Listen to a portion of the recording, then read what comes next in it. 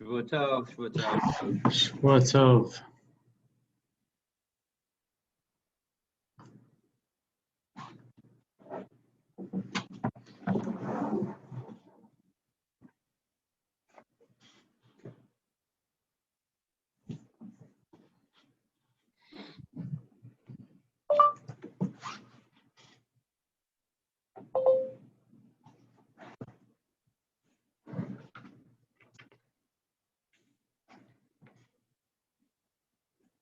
Shavua Tov, Miriam.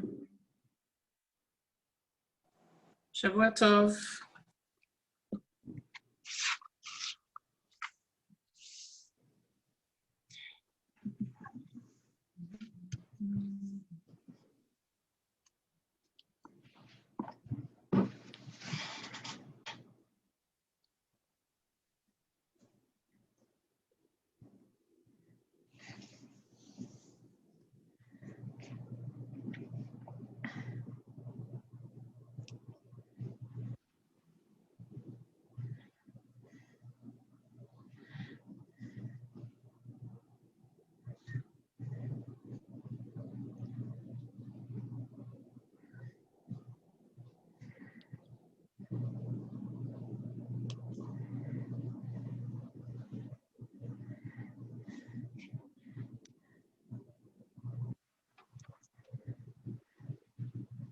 Shavua Tov, Livia. All right. And we'll get started. So, unfortunately, I had internet connection issues on Friday, and so we only got to the middle of Yud Tet Amabet. Today's daf is daf kaf in Eruvin, and we are going to begin 16 lines up in the middle of the line where it says Baiminei Abaye Miraba. So this is we're in the middle of a whole series of questions that Abaye asked the Rava in connection with the four corners that are placed for Pasim Biaros, for the wells that, and we'll be getting into some of the details of the wells when they're used. They can't be used today and tomorrow. So, Ba'imine Abaye Miraba. So Abaye asked Rava, Tal hamislaket asara mitoch arba. If you have, and this is, by the way, a rule in Eruvin that essentially, if you have a change of height of 10 tefachim within 4 amos, so then that is considered something that we can sort of treat as like a wall.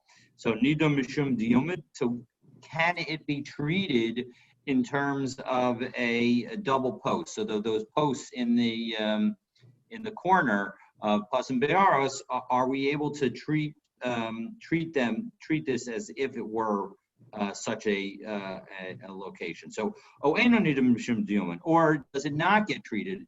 So Amr Lay, so Rabbi responded back to Nusua, it's like a brisa. Rabbi Shimon ben Elazar Omer, Rabbi Shimon ben Elazar says, Haisa Sham Even Rubas, if you have a square rock in the corner. So Rowan Kol She'ilu Techolek V'Yeshba Amalachan V'Amalachan. So we look at it as if we could split it into, if we were to carve it up, and we would end up with something that has an amma on each side, so so that we end up with the same L-shaped amma by amma corner. Well, then nidam mishum diyomit, so then it could be treated as a double post beam lav, and if not, ain't no nidam mishum diyomit, so then it can't be.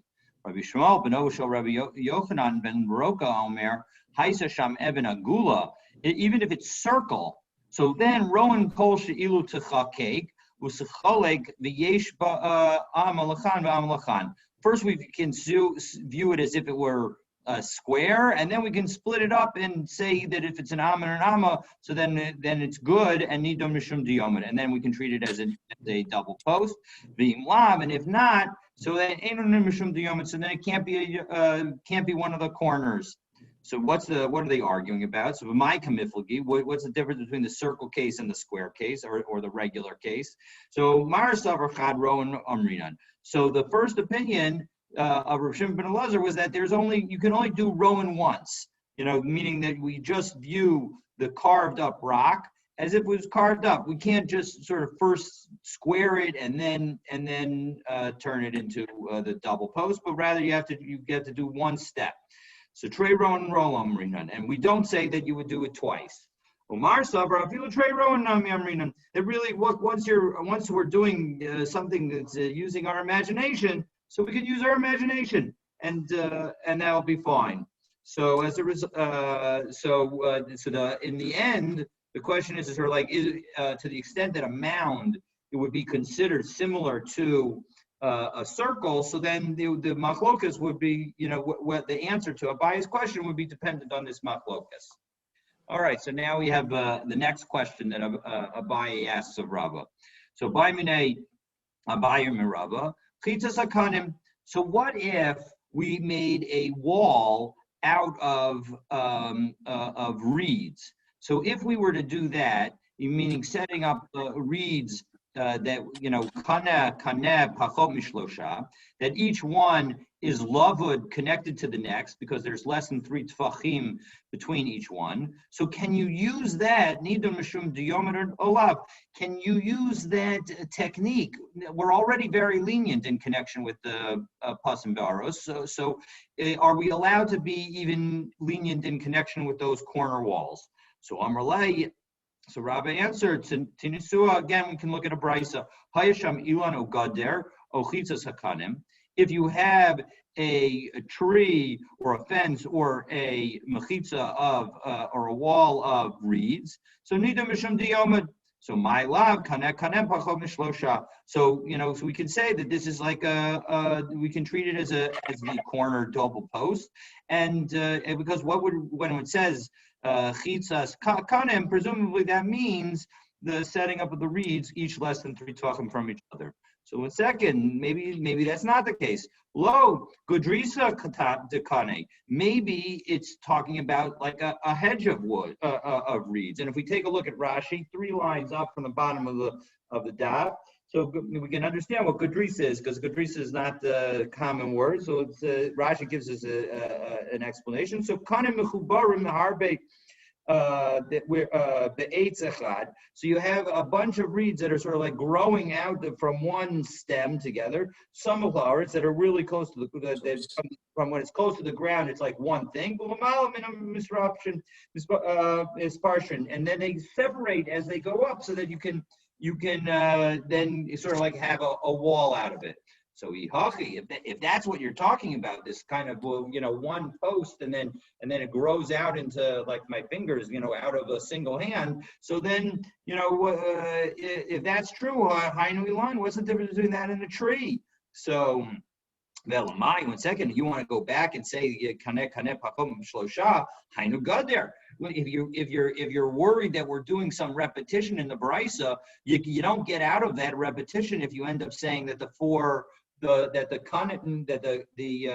reeds are all separated by 3 tefachim, because that also is something that's already talked about in this brisa. That was the gutter. That's the fence. A fence is also, a post separated by things that but separated by less than 3 amos. Elamai islach l'meimer. So what do you have to say? So trey gavn and gutter. So there are maybe 2 forms of fences, right? So hachinami trey gavn and ilan. So you can also have 2 forms of trees. Bottom line is you can't tell whether this brisa is talking about is a good proof or not to the answer to the question. I mean, it seems like it, but it's not necessarily, because it could be that it's more like the tree situation and not like the fence situation. So Ikadamri. So we have another version of this Gemara another version of the way this Gemara played out. So Gudris is a cunning boy, like. So Abaye was asking about a hedge of reeds. So again, the same kind of thing, except that instead of asking about the reeds where they were separate and like separate posts, and each of them less than 3 tefachim from each other, but rather he was asking about the reeds that were growing out of a single root, a single place in the ground. So what's the status of that? So I'm relay to Nisua. So again, Rabba cites this brisa. Surprise, surprise. Hayasham Gader, O Ilan, O Chitzas Kanim. So Nidan Mishum Diyomid. So again, you have a fence or a tree or a petition of reeds. So then again, it can be treated like the corner post. So my love, Gudrisa Dakani. So what do I think? I would think that this is a hedge of reeds. No, lo kana kana bacha mishlosha. Maybe it's actually each reed is less than 3 tefachim. Ihachi, hainu god there. 1 second, but if that's true, then it's the same as the fence situation. Velamai Gudrisa Dakani. So 1 second, you want to say that it's a hedge of reeds, so then hainu ilan. So then you end up with this with the same problem because you're also repeating because you also have it because then the hedge of reeds ends up being just like an ilan. Elamai islach lamemar. Trey Gavni Elon. So now we're on Daf Kaf Amud Aleph. So we have 2 different kinds of trees. So Hachanami, Trey Gavni Gader. So too, you could actually say that maybe we have 2 forms of fences. Again, a regular fence and a fence made out of reeds that are each 3 tefachim less than 3 tefachim from each other.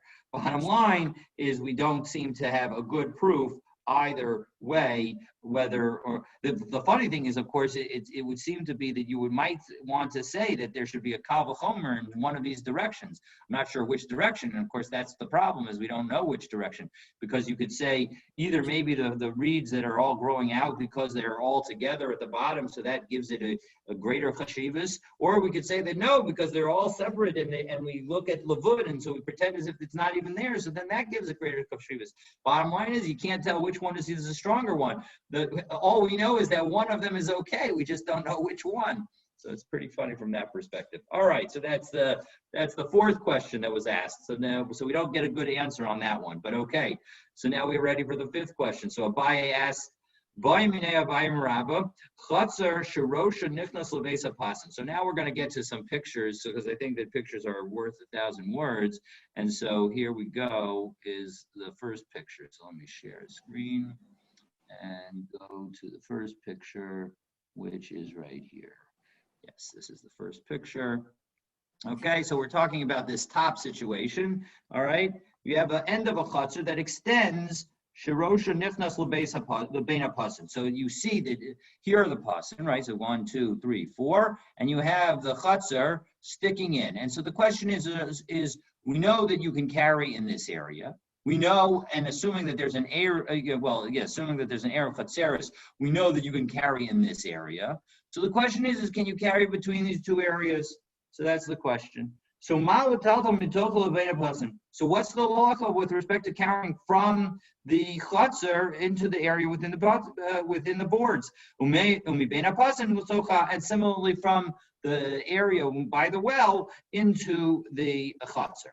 So Amrlei mutter. So he says it's mutter. So take a look in Rashi, top Rashi in the daf. So why? Because there's nobody who's living Beina Pasin. So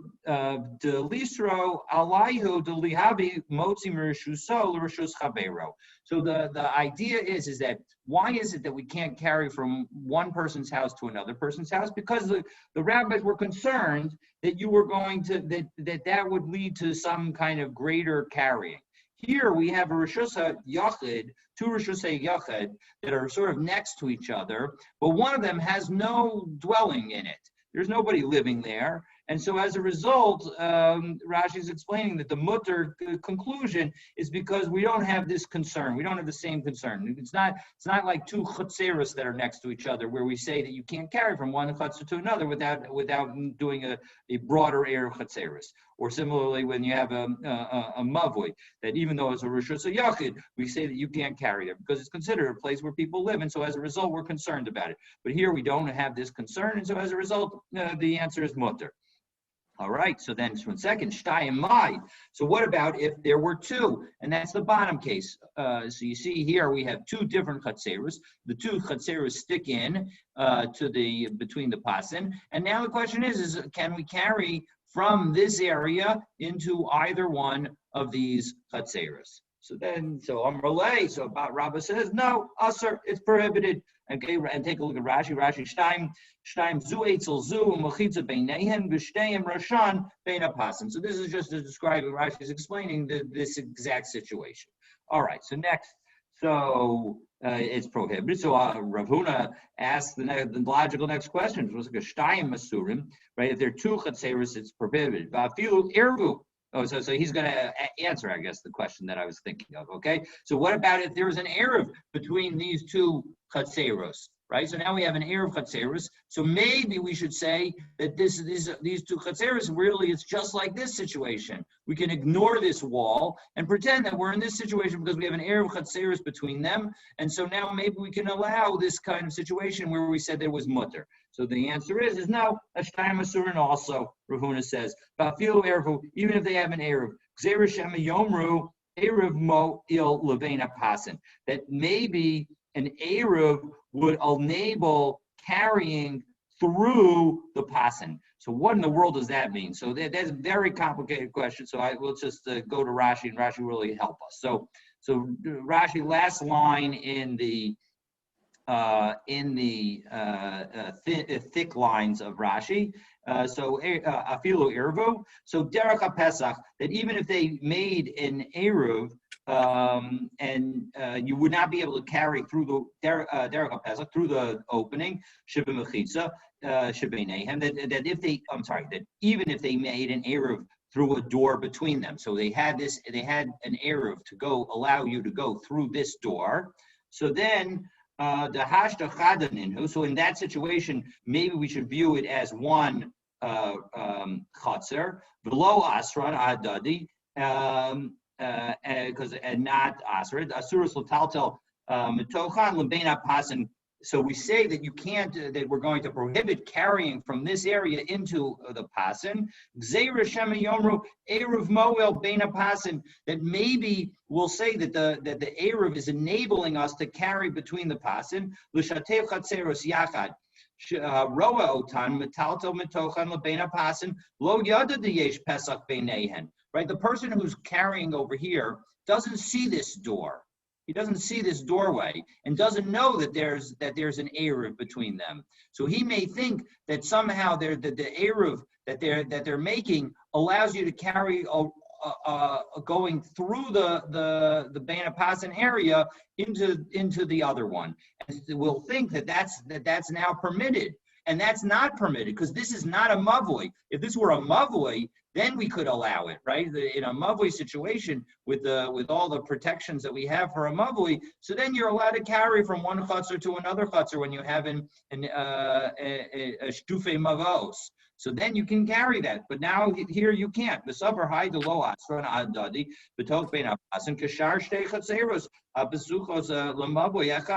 Just like you have two chatzeros that are open to a mavoi.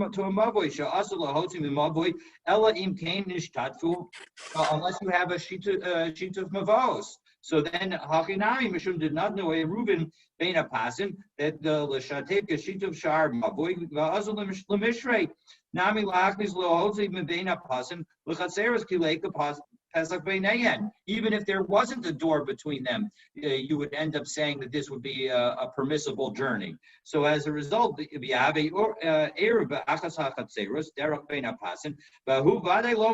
that certainly wouldn't enable you to do this kind of carrying. So you have one Eruv in this chutzar, and people are going to think, oh, you could go from one to another because it's all fine. But that wouldn't be allowed. It's only allowed because you have this door, and we don't even know that door will necessarily exist. Okay, so the key takino rabbanan shitufi mivos mavoi susam. It's only with a mavoi susam, and obviously this is definitely far from a mavoi susam. The mavoi susam is closed on three sides. Here we have openings on every side. So tikkun only there was you have it. But orcho yoser al rakbo, and moreover you need to have it. You can't be. It has to be deeper than it is wide. And of course these are generally a square. So the zem foolish la'arba l'tzadin, and again Rashi notes that this is open to four sides. So again the point is that we're not going to allow you to carry from one to the other, even if you have an eruv chatzeros between the two. All right, so Rava Amar. So Rava disagrees. Eruv mutter. He says no. In fact, if there was an eruv between these two, so then it would be mutter. He's not concerned about this same concern. All right. So Amar Leya Abai Rava.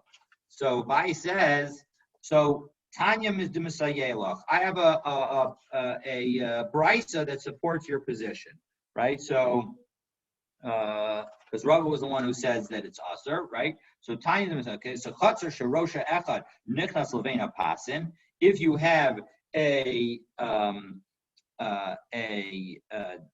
chatzar who's goes in, sticks into the area between the pasin. So muter l'talto mitoko l'beina pasin. So we say you're allowed to carry it from one to the other. Beina pasin l'tocha, and you can carry outward. So again, so we see that the mutter when it's one chatzar is clear. Abal shtayim aser, but two is prohibited. The medvar mamurim shelo irvu. However, that's only when they didn't have an eruv. Abal irvu mutarin. So actually, that seems to be like the second opinion, right? So if Rava had said that it was that if it was an eruv, they were mutter. So that would seem to suggest that Rava is correct, and the position that Rav Huna mentioned would be incorrect. Okay, so lema de avitzuv to the Rav Huna. So should we say that this is actually a disproof of Rav Huna? So no, Amrlach Rav Huna. Rav Huna would have a response to you. Hasam dahadran va'arvan. So here, this is so you basically have to take the new picture. So give me a moment, then I'm going to stop sharing this picture, and we're going to do a new picture. Hold on just a second. Here's the new picture. Here's the new picture. Here's the new picture.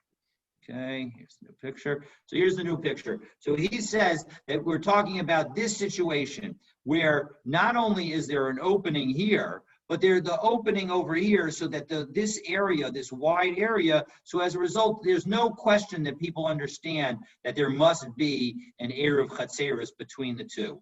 And so as a result, that enables people to realize that they're actually joined.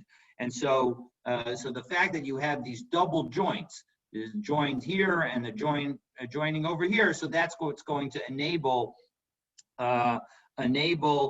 even Rav Huna to say that in that situation it would be permitted. Meaning, in that situation, we're not concerned that people won't realize that there's a connection because it's visible from right in here, from anywhere here, you can see that there's the opening over here. And so as a result, this works. This is the explanation of the Ritva. Rashi's explanation is much more complicated and doesn't make as much sense or doesn't follow as easily. So I'm going to just stick with the Ritva for our purposes now. So that's so we don't actually have a definitive answer in terms of whether or not if two chatzeros that have an eruv would be that stick into bein hapasim would be permitted, but we can see that at least in certain situations, namely this situation where there's like an opening that everybody can see between the two chatzeros, that then if there was an eruv chatzeros between these two chatzeros, so then we would allow carrying from the area of bein hapasim into the chatzeros and vice versa. Okay, so now we get the sixth question. So boy minei abayim miraba. So now the next question. So yavshu mayim v'shabbos mahu.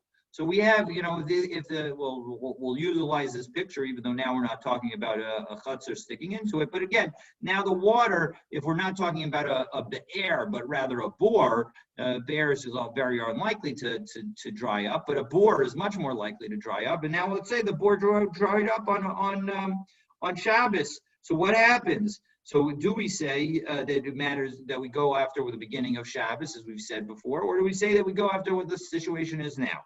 So Amar Lei, so Klum Nazes Mechitza Elabishvil Mayim. The whole purpose of this whole structure was in order to allow us to get water.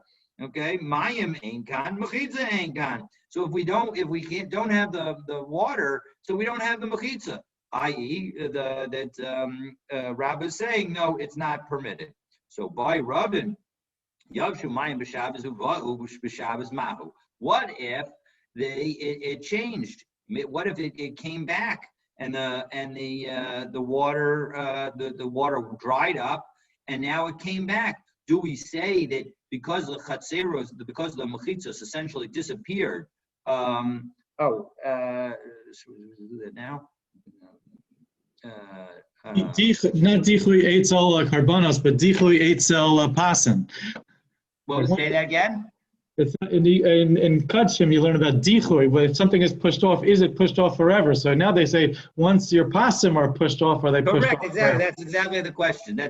But yeah, so let's go. We'll go give the answer, and then I'll turn back to the first question that I touched on, but I didn't really answer because Tosos addresses the question. So Amrle Abaye. So Abaye says, Yavshu b'Shabbos lo tibo l'cha. So so if it's dried up on Shabbos, so then it shouldn't matter. The boy minei demar upashitli de'aser, right? So he said that he clarified that it's prohibited. So boy nami lo tibalach. So the water that returns on Shabbos should also not be a matter, not be a problem. To havel a mechitza asuya b'Shabbos, right? So essentially, these mechitzos are almost like a reappearing. So now, so the question is a mechitza that appears on Shabbos, what's the halacha? So Abaye is explaining Vitanya. We learn in a brayso, kol mechitza asuya b'Shabbos, bein b'shogeg, bein b'mezid, bein b'onis, bein b'ratzon, shma mechitza. All those situations, if a mechitza comes on Shabbos, it's considered a mechitza. So obviously that means that it doesn't make a difference. The water comes back on Shabbos. So now we have a mechitza here. If it's a mechitza, it's a mechitza. So as a result, we're good. So 1 second, maybe this is not a great proof. V'lav idmar Allah amar Rav Nachman lo shanu el lizro. 1 second, that was when we say that it's a shma mechitza, that was only to make you chayev. That it would be considered a biblical Rishus HaYachid, so that if you threw into it from a Rishus HaRabim, so then that would be considered as if you were Chayev Deoraisa, right? So Rashi says it's about 1, 2, 3, 4, 5, 6, 7, 8, 9, 10 lines up. The last words on the line are El Lizro. Shahazorah Mershus HaRabim L'socha Chayev Deoraisa Vadi Mechitzahi. Right, so in such a situation, it's certainly a mechitza. All right, abalataltel lo. Okay, so next Rashi, abalataltel lo. He says abalataltel asur. The rabbanan guzer allowed. Right, the point is that we wouldn't, just because we say that it's a mechitza with respect to throwing, and in order to make you chayav, doesn't mean that we're going to say it's a mechitza in order to make things lenient for you. So no, the Gemara says that's not actually true. So ki itmer to Rav Nachman, amazid itmer, right? So when did Rav Nachman say the statement about the fact that it's only lizrok? It was talking about only lizrok when the mechitza was made b'mezid. So amazid itmer, and Rashi explains the kansua, right? The Rabbanan made a knas about shogeg. But if it was done by shogeg, so then mutter, then you would be allowed to actually carry. And here, this is when the water comes back, so it's made on its own. Kol shekain de mutter, it certainly would be permitted. All right, so let me see if this. So let me just pause to say, I mentioned in passing the fact that we have seen before. Indeed, it was Abaye himself who said that hutra. Once it was permitted on Shabbos, then it should remain permitted on Shabbos. But he would nonetheless modeh. So Rashi Tosu says modeh hacha mishum deleka mechitzot. That here, because these pasim is such a big leniency, so he would say that even though he generally says hutra, once it was permitted on a Shabbos, it would be permitted. In this situation, he would potentially say that it would not be permitted. So okay, so now we've got the so if it comes back, so now we've decided that it's going to be okay. So Amar Rav Elazar. So Rav Elazar says Hazorik levein pasei habiros chayev.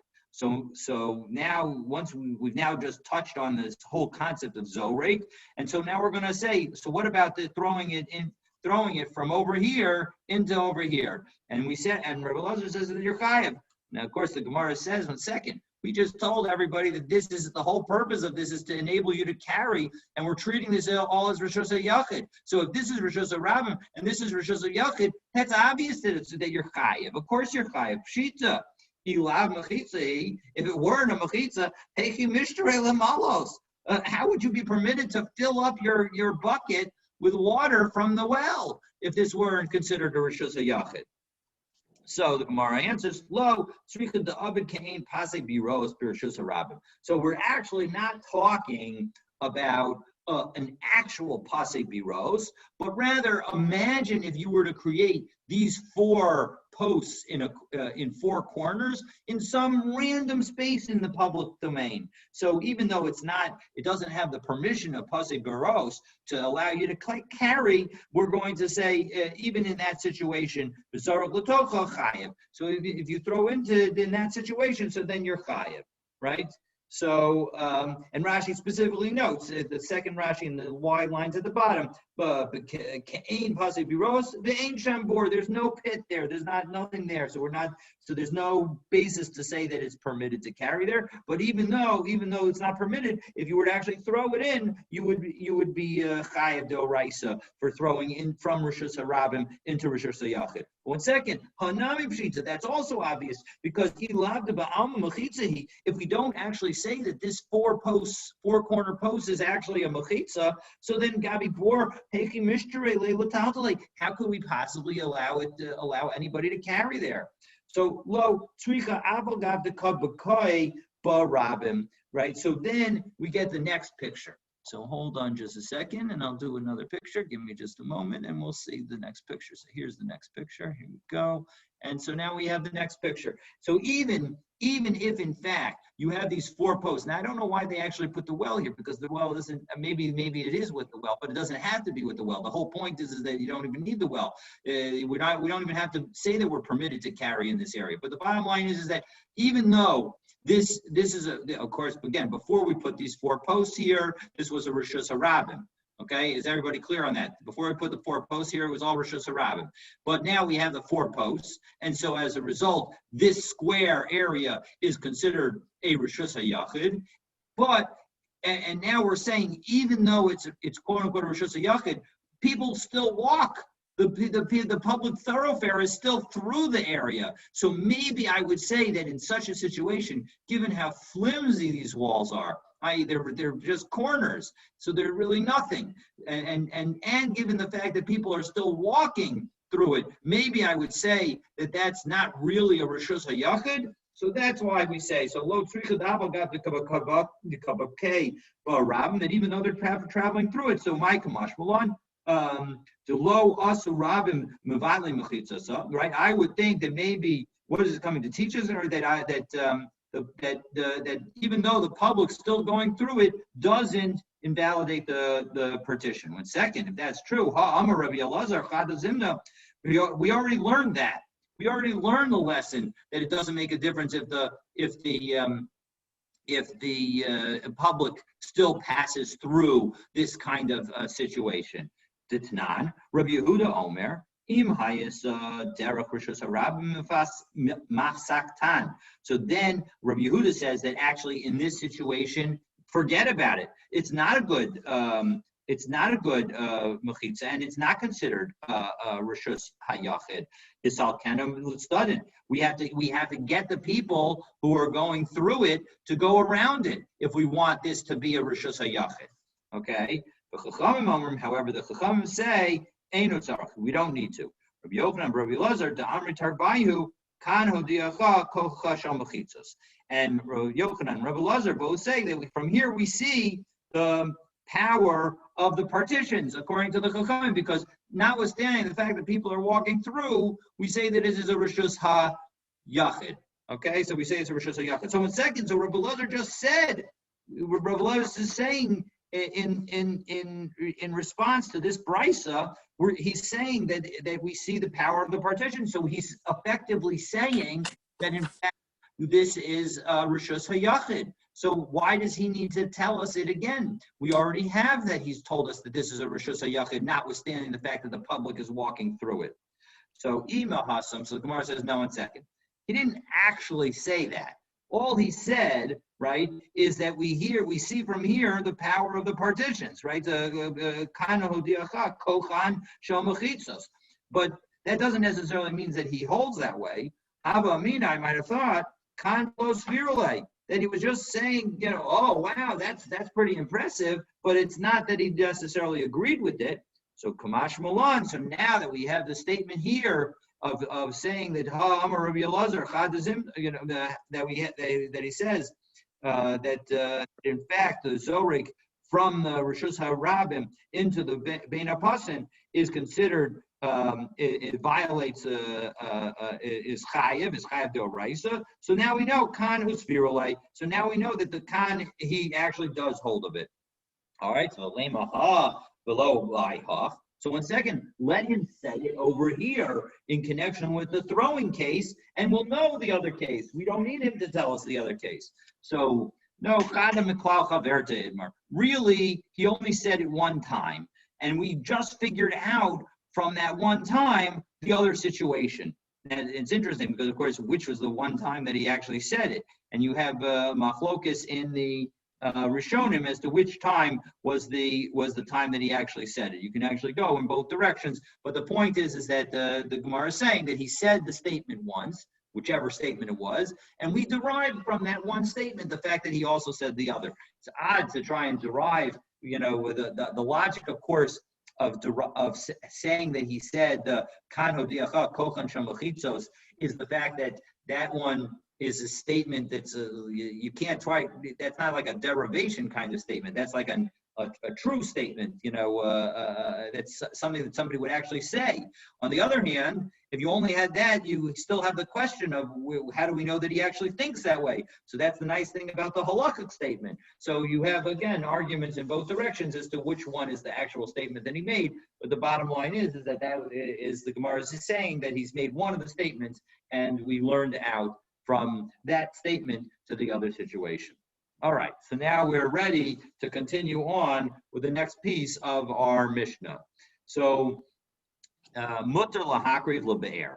So we said that you can move the post closer to the be'er as long as you have enough space. And we said that space is rosho berubo of the animal. So Tanan Hasam, so we learned in another Mishnah.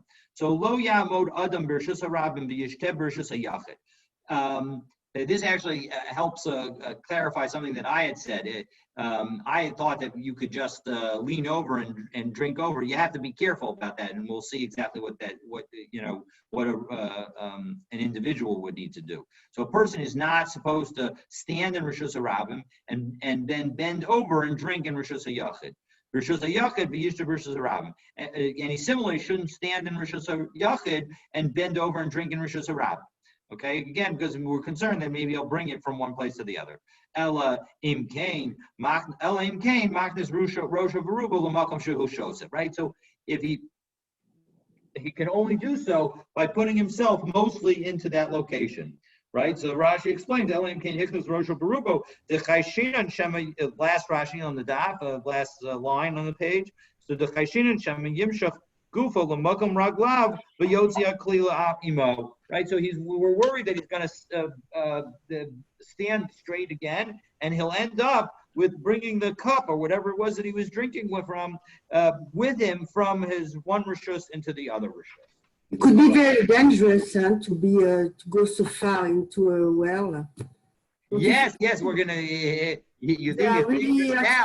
Wait till we got two more lines, and you'll get even more dangerous. Okay, so and the same thing applies to a wine press. That's in connection with the halachas of meiser. That while the wine is in the press, so then it's not yet chayav in meiser. In Truvas and Meisters, but once it leaves the press, then it's chayav. And so as a result, if you want to drink, if you take a drink, so you have to make sure that your rosho rubo is over the press. All right. So Gabi Adam.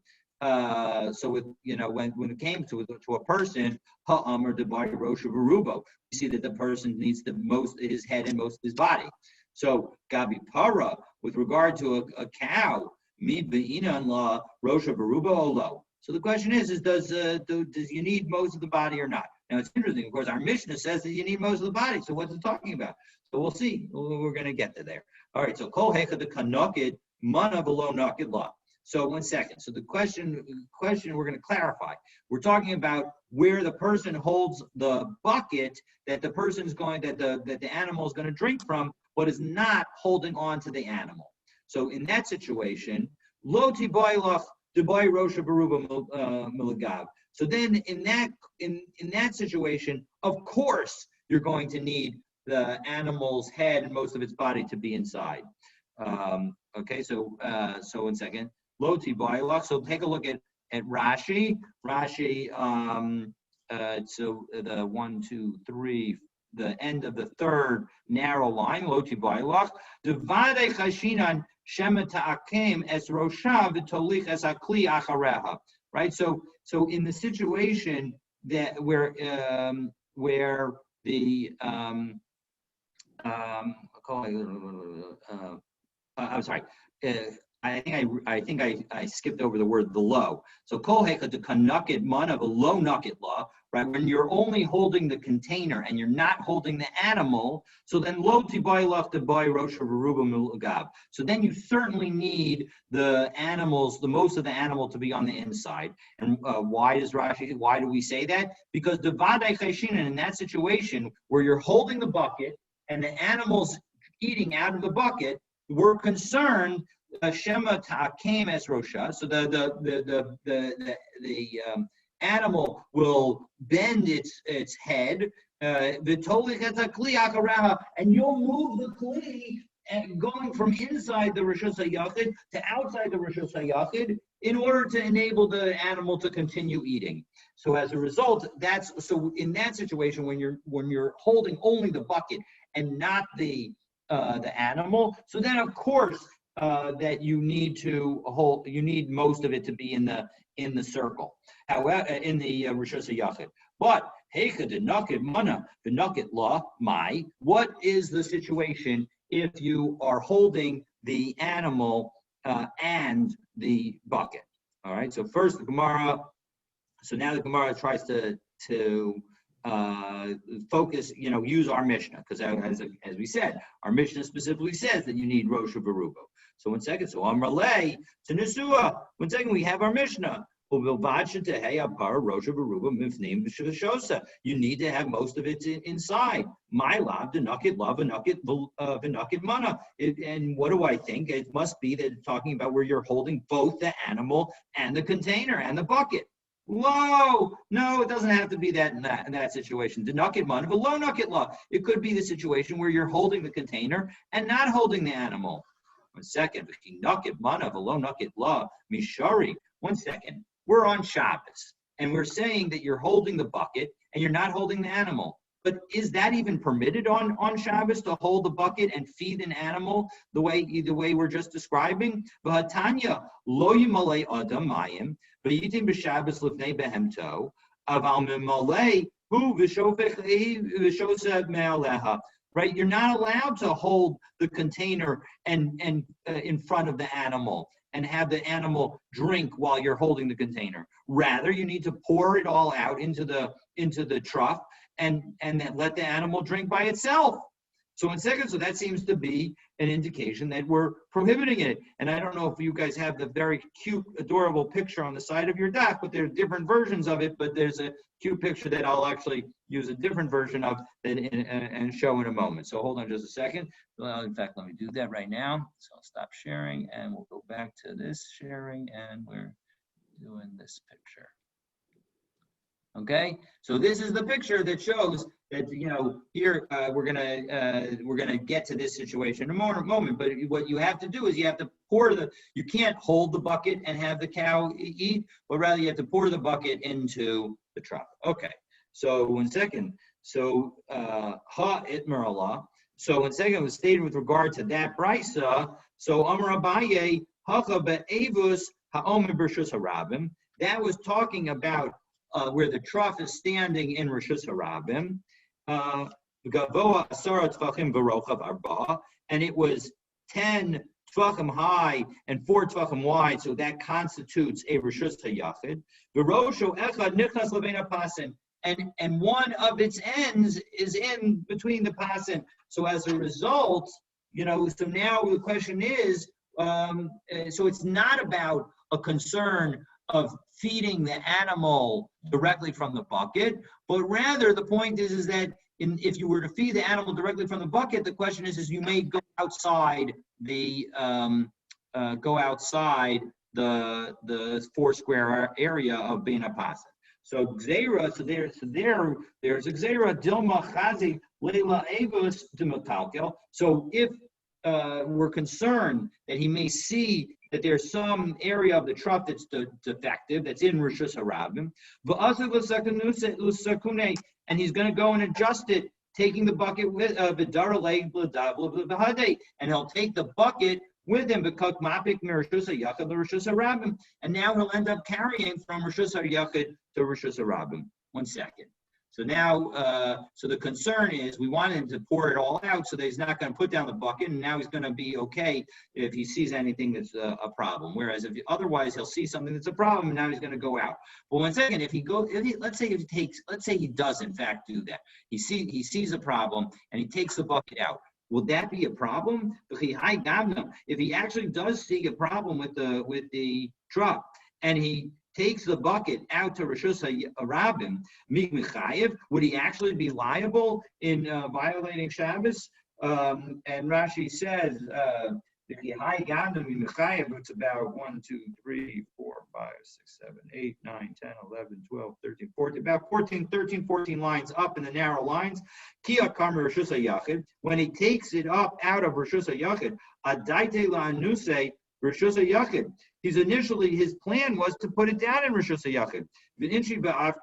Rishus HaRabim, and if the person takes it then in that situation, midaraisa, would he actually be chayav midaraisa? Deligs or rabbanan, bidolo afke mishum delon lisi lahachi. So the whole point is that the rabbis are made gzeira that in order that he not do that. But the point is that it's not a biblical prohibition. The Amar of Safra, Amar Rabbi Ami, Amar Rabbi Yochanan. If you're moving things around in your courtyard, in your own Rishus HaYachid, so and then you realize, oh, you know what, I want to go out, and I change your mind, and then you leave. Potter, you're actually Potter. It's a Potter Avalotzer, but it's Potter. You're not high for a biblical violation.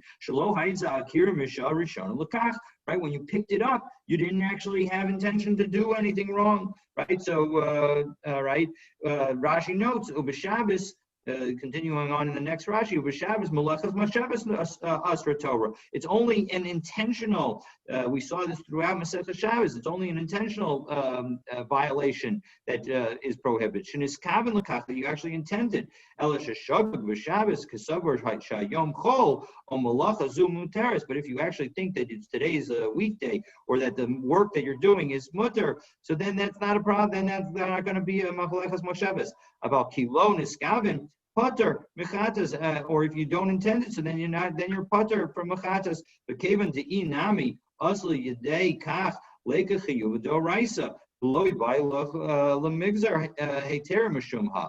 And so, as a result, we shouldn't prohibit something just because we're concerned that you're going to violate another derabanan. We don't usually make a gzera legzera, and this would end up being a gzera legzera essentially. So, okay. So where were we? So Ella, so Zimnin de Misakin, so the issue is the reason that we have this prohibition is not about your taking it out, but rather you're going to go out, put the back bucket down, fix it, and now you're going to pick up the bucket again, the Kamayel of Rishus HaRabim and Rishus HaYachid, and you're going to end up taking it back from Rishus HaRabim to Rishus HaYachid. So the Mishnah, so now the Mishnah doesn't have to necessarily be so bottom line. Where the question is our Mishnah maybe when you hold the bucket and not the animal, and we don't know whether you need rosho verubo when holding both, right? It could be that you may need less. All right, so that's this is how the Gemara concludes, at least from this round of it. Okay, so now we're going to have an Ikad Amri, an alternative version of the whole events, and we're going to come at it from the exact opposite angle. So again, the question was, if you're holding the animal and the bucket, do you still need Rosho and Rubo? And at the moment, it could be that the whole question of Rosho and Rubo was only, maybe that statement is only if you're holding just the bucket. And in terms of that other Mishnah that seems to say that you can't hold the bucket, the reason that you can't hold the bucket is because we were concerned that if you held the bucket, you'd see a problem and you'd walk out with it. All right, so Ikadamri. So case. Now, the alternative way that we're going to go through the whole issue, so Gabi Adam Haka Amrinan, right? So we've said with a person, Desagile Barosha Baruba, that it's enough if your head and most of the body are inside. Gabi Para, with respect to a para, Misagila Barosha Barubo Olo. Is it enough? Meaning, again, this is asking it from the opposite side. It's assuming that you may need more than Roshu Barubo for an animal to be inside. So Heki Danakit Manavanakit Law. 1 second. So when you're holding both the bucket and the container, so then in that situation, Loti Bailach Desagila Barosha Varubo. Then it's clear that there's no question that we know that it's sufficient to hold for Rosho and Rubo to be inside the Rosh Hashanah. Elakiti Bailach. Where are we asking the question? Do not get mana, the low not get law. So then in that case, when you're holding just the bucket and you're not holding the animal, meaning we assume that you need at least Rosho Varubo, but do you need even more than that? So again, it's coming at it from the exact opposite direction. The first round, we assumed that Rosho Varubo was talking about where you're holding only the bucket. Now we're assuming Rosho and Rubo was talking about where you're holding both. And so when we were assumed that it was only the bucket, so then when it was Rosho, when you were holding both, maybe you didn't need quite as much. And now when we're assuming that Rosho and Rubo involves holding both, so then if you're holding just one, maybe you need more. So Amralei to Nisua, we learned it in the Mishnah. In our Mishnah,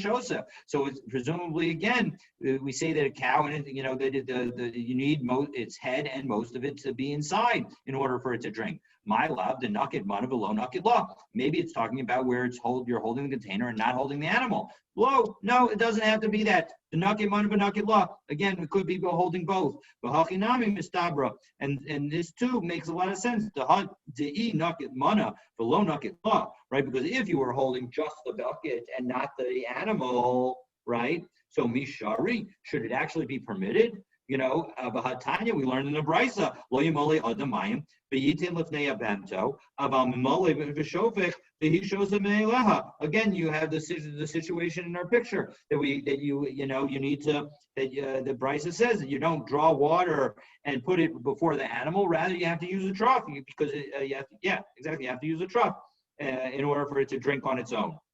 1 second. Idmar Allah. Amar Abaye,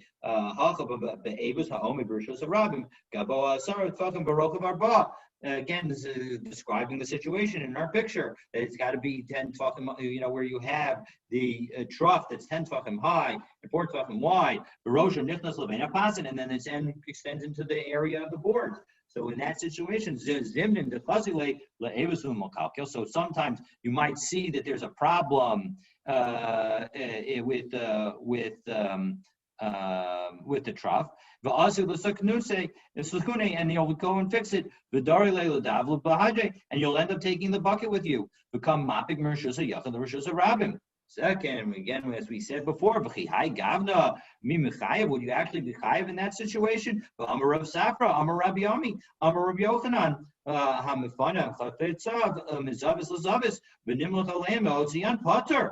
as we saw before, you're putter if you don't pick it up with the intention to take it out of Rosh Hashanah. Because when you picked it up, you didn't intend to take it out of the Rosh Hashanah. So Ella, the issue again, as we said before, is zimna de misakinle. Sometimes you're going to fix it, become a ayole, you're going to come back in with the bucket. And as a result, when you come back in with the bucket, so then you've got a problem. All right, so we've seen two different ways, but we don't actually have an answer to the question. So Tashma, let's see if we can come and answer to the question. Gamal Sharosh Baruba Mifnim, Ochsin, Oso Mifnim. So if you have a camel and most of it, and it's Rosho and Rubom are inside the Rosh Hashanah, so then you're allowed to stuff its food, have it, force it to eat.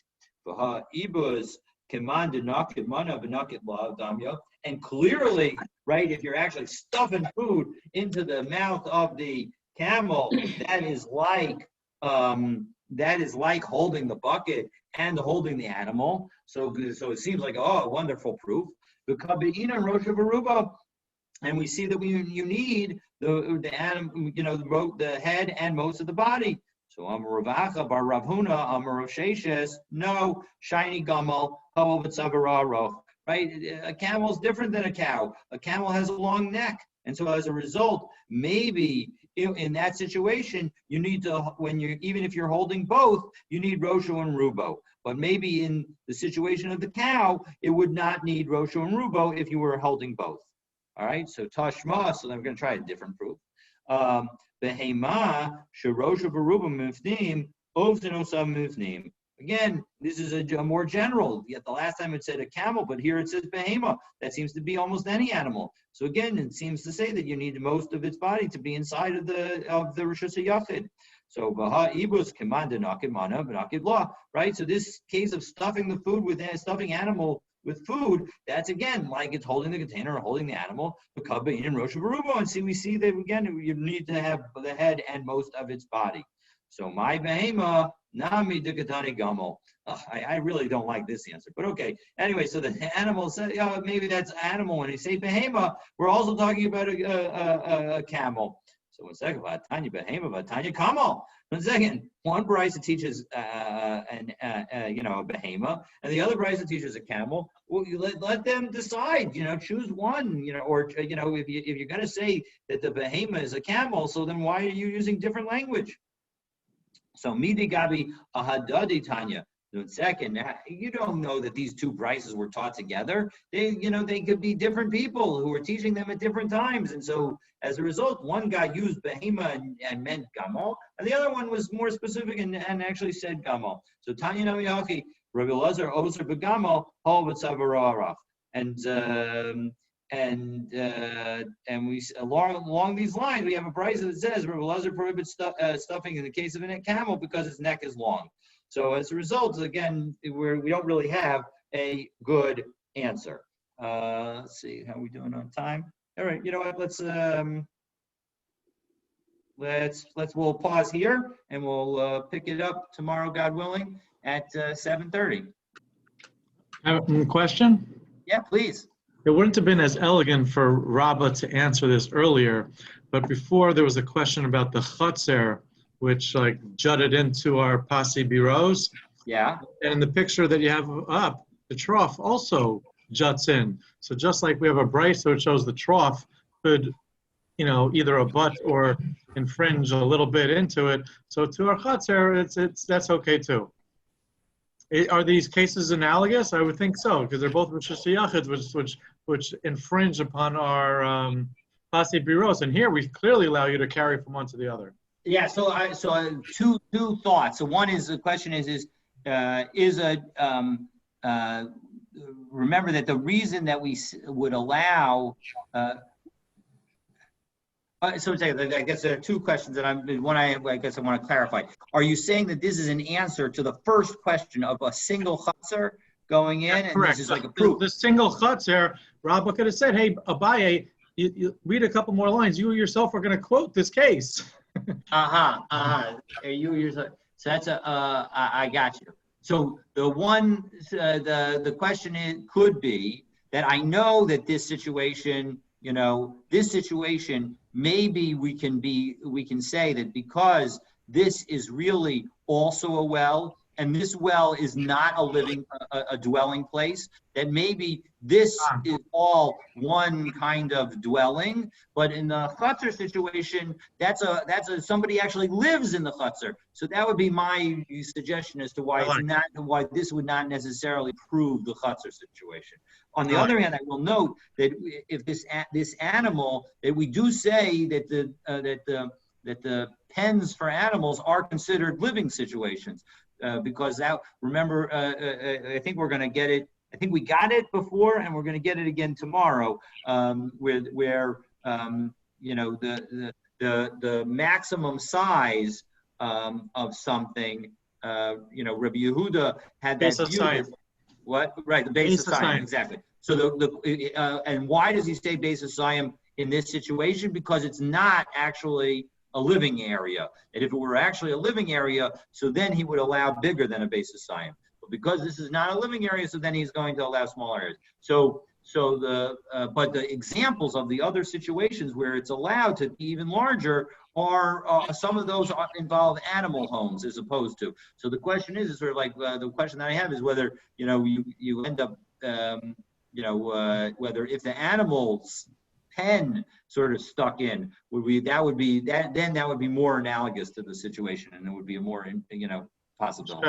Anyway, but you should go. Thank you. My new definition of a very good shear is any shear that I'm not giving. So that was a very good shear, but independent of that, it was a really great shear. Thank you. Thank you. Thank you guys. Thank you. David. Bye-bye. I hope I'll see you, many of you tomorrow morning, 7:30, bright and early. Amen. Thank you.